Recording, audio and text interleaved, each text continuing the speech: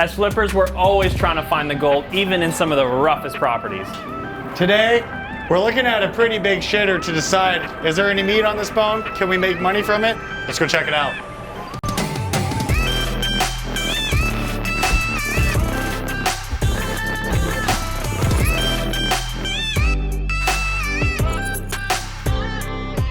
So before we go in and actually show you guys a tour of this potential property, go ahead and like, subscribe, and follow so you never miss a video. We're gonna teach you guys a lot about evaluating properties right here, believe it or not. Plug your nose, we're going in. All right. God, it stinks in here. Woo!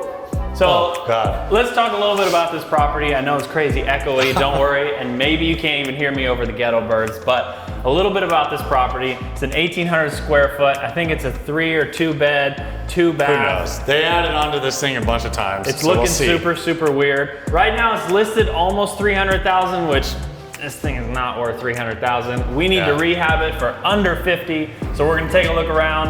Hopefully this thing isn't too beat to shit. There's a lot of work that looks like it's gotta be done here. So to stay within 50K is gonna be a stretch, but maybe we can do it. Yeah, so right now I feel like I'm standing in the living room and in the dining room and in the kitchen.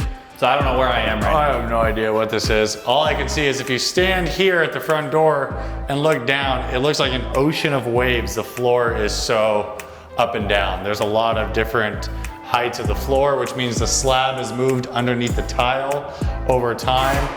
And as you can see, we have evidence here, some different level tile here, and it's cracked it. So that means probably underneath this slab somewhere throughout the house is a big crack in the slab because it's separated and is now at different sizes, heights.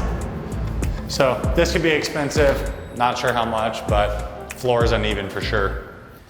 We would never even be able to keep this opening right here because even though I'm a little taller than average, this has just gotta go. Yeah, it's gotta come up, square it off, open this room up. But, you know, if we did that, it's actually not too bad of a space. This would be your formal living room, living area. Maybe, yeah. And this could be like a nice formal dining area over here. 1,800 square feet is actually a lot of space. It really is. But when it comes to configuring this house, it looks like they forgot to put a kitchen in and they just threw it in over here in the corner because this is this house's kitchen right here. Wow. And what's in the back? That's a laundry room, I think. I think this would be a laundry room. It's got all the hookups for it, but this is definitely like an afterthought of a kitchen. So in my opinion, we'd have to almost relocate this entire thing. Yeah, we'd have to blow this whole thing out. What I think could happen though is I think that this wall here could come up to the ceiling and over, and we could extend the cabinetry along this back wall all the way over to here, because we don't need this dining space. If we made this whole back wall kitchen, we could actually get some more cabinetry and some more kitchen out of this place. So that's not bad.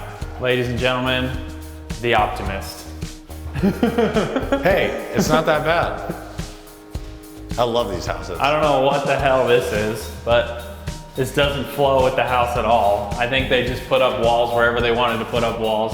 This is supposed to be another dining room or a living room because this is a bedroom right here. Now it looks like they started to do some remodeling to the place, as you can see here. Really nice ventilation. Plenty of ventilation in the bedroom. Gotta have it. Okay, so let's talk about some costs on this place. This would be a bedroom. Obviously it needs some new windows. Also, the entire house has these type of ceilings, which we call popcorn ceilings. What we would have to do is we'd have to shave these down and retexture the ceilings throughout the entire house. So that could cost anywhere between $3,000 and $5,000 to do that for an 1,800 square foot house. So. Okay, I think there's a lot of house to see on this side through here. So we have 1 bedroom on that side. How many on this side? Well, what I'm trying to gather is I think I counted 1, 2, 3. So it was marketed as a 3 bedroom, but if it's a 4, that's a lot of extra value. Right, that could be another $5,000 plus in value. Right, and technically that one that we just left was a bedroom because it had a closet and a window. So that works, and I think all of these qualify as well. Man, my eyes hurt in here because it smells so bad like smoking cigarettes. Well, that's the thing we gotta consider too. We can't just leave that smell, so are we gonna have to paint the walls with a scented paint, flush out the ducting system so that it doesn't have smoke in it, clean the HVAC units. That's a lot of extra cost. It is. Just for smell. Yeah, and what I noticed walking through is you can see down here in this closet, there's a bathroom behind us.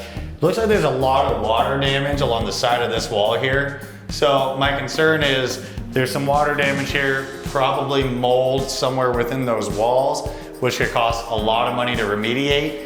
And unfortunately, it has to be done because it could be actually deadly to someone if they live in here with it there. I can actually see a lot more evidence of this staining on the floors. So there's definitely a lot of leaking going on from here. So check out this bathroom. Obviously, we'd rip it up and renovate it, but we might have to actually tear out a lot more than we anticipated because we probably will find mold. Yeah, we'd have to open up the walls, take out the old drywall, kill the mold completely, and then put the drywall back and texture it and paint it. That's actually pretty expensive. Could be in the $5,000 to $10,000 range, depending on how bad it is. I think I'm walking into what we would call the master bedroom here. Oof. Because it has its own bathroom right there. Yeah. And its own closet. I guess we can call that a closet. Peep the crack pipe, comes with the house. Oh yeah, look at that. That's nice. Someone must have just been here. Also, I'm noticing this though. There's a phone here. Landon, this is a really old radiator heater, right? And so homes these days need to be upgraded with HVAC to have your on the roof or outside unit for both heating and cooling. This thing, if this is how this house relies on heat, it has to be completely rebuilt. It looks like a fire waiting to happen. Yeah. That looks dangerous and expensive to fix. Let's check out the bathroom.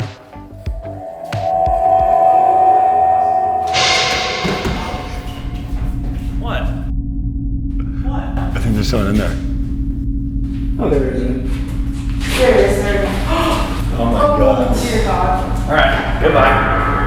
What are you doing here? When you get into the house, that's why. Yeah, we're looking at the house. We have actual key. Okay, well, I'm sorry, I don't know. And I wasn't doing anything crazy, but sorry about that. So that was pretty sketchy, pretty scary. But as you can see, this is the type of stuff that happens really often in these type of homes, in these type of neighborhoods. We've dealt with this hundreds of times. Typically the squatters are nice and they just want to get away from people and do their own thing. So she wasn't dangerous, she wasn't uncooperative, she had left, and that's that, thankfully. So Just be sure if you're evaluating and walking properties that are distressed and possibly can be broken into, that you're being careful when you walk around. So always keep safety in mind. So let's keep finishing this walk. Let's determine whether we want to buy this house or not. That's never a good sign, but let's keep going. Well, this is pretty much the end of the house, so let's go to the backyard and look at this property in general. So the exterior of the property is pretty rough as well. As you can see, there's some bad stucco patches here. Broken windows. Broken windows. The roof looks pretty old and decrepit as well. This doesn't even look permitted, like the height is not here. This shed we'd have to get rid of, and the wall on the actual street side's falling apart. One thing I really don't like about this yard more than anything is the fact that it's pretty much just one big concrete block foundation. Yeah. You know, we couldn't make a nice backyard out of this. We'd have to chip this all up. That would be exorbitantly expensive to do. Yeah, we're trying to figure out if our budget will even help us flip the house, but we're gonna be spending so much money on this yard just to make it look appealing. Yeah, I mean, you know, after walking this property, we have the foundation issues, we have the interior kitchen issues, trying to reformat a kitchen and expand a kitchen. The HVAC and the smell of all the smoke, and not to mention all the leaking and possible mold. Roof, stucco, yard. I really think that to get this house in the condition we would need it in, to sell it at the 350 to 375 mark, we would have to put like 80 to 100,000 into this house, and it's just not worth it. It's way over our budget. So to be honest, I think this house is a no-go. Yeah, we'd like your guys' opinion on it as well. For us, it's probably a pass. So if you have any questions on why we're passing on this property or why we're making our decisions, drop a comment below. We're always happy to respond. Till then, We'll see you on the flip side.